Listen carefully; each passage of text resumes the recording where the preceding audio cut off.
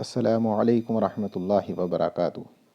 تمام تعریف اس اللہ کے لیے ہیں جو تمام عالموں کا رب ہے۔ ناظرین، آج میں آپ کو بتاؤں گا کہ وسوسوں سے کس طرح سے بچا جائے اور کس طرح کے خیالات ہمارے ذہن کے اندر آتے ہیں۔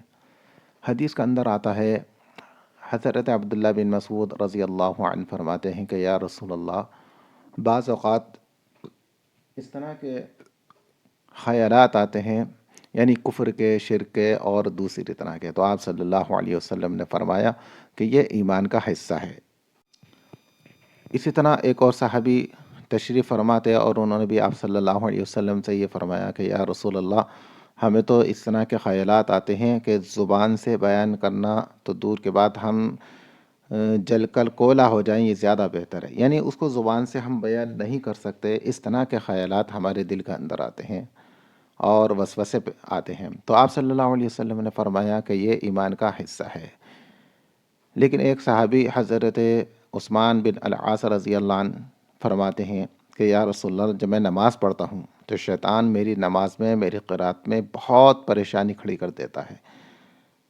تو آپ صلی اللہ علیہ وسلم نے فرمایا کہ ایک شیطان ہے جس کا نام ہے خنزب، وہ اس کا کام ہی یہی ہے کہ وہ لوگوں کی نماز خراب کرے، لہذا جب تم نماز پڑھو اور شیطانی وسوسہ آئے تو 3 مرتبہ اللہ سے پناہ چاہو، اعوذ باللہ من الشیطان الرجیم، اعوذ باللہ من الشیطان الرجیم، اعوذ باللہ من الشیطان الرجیم، اور الٹے ہاتھ کی طرف، بائیں ہاتھ کی طرف 3 مرتبہ دھتکار دے۔ ناظرین، یاد رکھیے کہ جب آپ تنہا ہوں تو 3 مرتبہ دھتکارنے میں کوئی حد نہیں، لیکن جب جماعت کھڑی ہو تو ہلکی سی گردن بائیں طرف موڑیں اور اتنے ہلکے سے دھتکاریں کہ برابر والے کو محسوس نہ ہو۔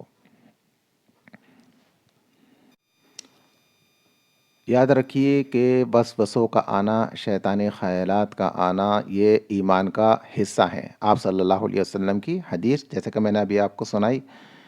اسی طرح ایک شخص حضرت علی، یعنی کہ ایک یہودی تھا غالباً، اور اس نے کہا، علی، ہم نے سنا ہے کہ جب تمام مسلمان نماز پڑھتے ہیں اور ان کے دلوں کے اندر ایسے وسوسے آتے ہیں جو زبان سے بھی بیان نہیں کیے جا سکتے، لیکن جب ہم عبادت کرتے ہیں تو ہمارے دل میں تو اس طرح کا کوئی خیال نہیں آتا۔ اس یہودی نے کہا، یعنی تم نماز پڑھتے ہو تو شیطان تمہارے دلوں کا اندر، تمہارے ذہنوں کا اندر خیالات ڈالتا ہے اور تمہاری عبادت خراب کر دیتا ہے، لیکن ہماری عبادت خراب نہیں کرتا شیطان۔ تو ناظرین، حضرت علی نے رضی اللہ عنہ نے اس یہودی سے کہا کہ اچھا بتاؤ، 2 گھر ہیں، ایک گھر کے اندر بہت زیادہ دولت ہے اور ایک گھر ایسا ہے کہ جس کے اندر بالکل ہی کچھ نہیں ہے، جو خالی پڑا ہوا ہے، تو بتاؤ چوری کرنے والا چور کس گھر کے اندر جائے گا؟ تو یہودی نے کہا کہ وہ اس گھر میں جائے گا جس کے اندر دولت زیادہ ہوگی، جو دولت سے بھرا ہوا ہوگا۔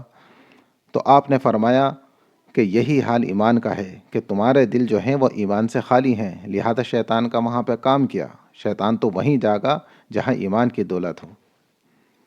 اس کا مطلب یہ ہے کہ وسوسوں کا آنا کہ یہ ایمان کی علامت ہے۔ لیکن اب مسئلہ یہ رہا کہ ہم نماز کے اندر خشوع اور خضوع کیسے پیدا کریں؟ تو ناظرین، سب سے پہلے یاد رکھیے کہ نیت باندھنے سے پہلے اعوذ باللہ من الشیطان الرجیم، بسم اللہ الرحمن الرحیم پڑھ کر نیت بانیے۔ بالکل اس طرح کھڑے ہوئیے کہ جس میں ذرہ برابر حرکت نہ ہو۔ بعض لوگوں کو دیکھا گیا ہے کہ وہ سیدھے پیر پہ زور دے کے کھڑے ہو جاتے ہیں، اور جب سیدھا پیر دکھنے لگتا ہے تو الٹا پیر پہ زور دے کے کھڑے ہو جاتے ہیں۔ اس سے نماز کا خشوع اور خضوع ختم ہو جاتا ہے۔ لہذا جب کھڑے ہوں تو دونوں پیروں پر برابر کا زور دے کر کھڑے ہوں اور اپنی نگاہ سجدے کے سامنے رکھیں۔ اسی طرح رکوع میں جائیں تو اپنی نگاہ پیروں پر رکھیں اور سجدہ بھی بالکل سکون سے کریں۔ بعض لوگوں کو دیکھا گیا ہے کہ وہ اتنی تیزی سے نماز پڑھتے ہیں کہ ایک حدیث کے اندر آتا ہے کہ بعض لوگوں کی نماز سر سے اوپر ہی نہیں جاتی۔ تو سامعین، یاد رکھیے کہ جس کی نماز سر سے اوپر نہیں گئی وہ آسمان تک کیا پہنچے گی؟ اس لیے نماز کو بہت ہی سکون کے ساتھ نماز پڑھیے۔ انشاءاللہ اگلی ویڈیو کے اندر میں بتاؤں گا کہ اگر کوئی انسان رکعت بھول جائے، سجدے کے اندر خیال آئے کہ میں کھڑا ہوں یا بیٹھ کر اتحیات پڑھوں، میری کتنی رکعتیں ہوئی ہیں، اس کا طریقہ انشاءاللہ میں بتاؤں گا۔ آپ تمام حضرات سے گزارش ہے کہ میری ویڈیو کو لائک اور شیئر ضرور کریں، بیل آئیکن پہ پریس کریں۔ تب تک کے لیے اللہ حافظ۔ السلام علیکم ورحمۃ اللہ وبرکاتہ۔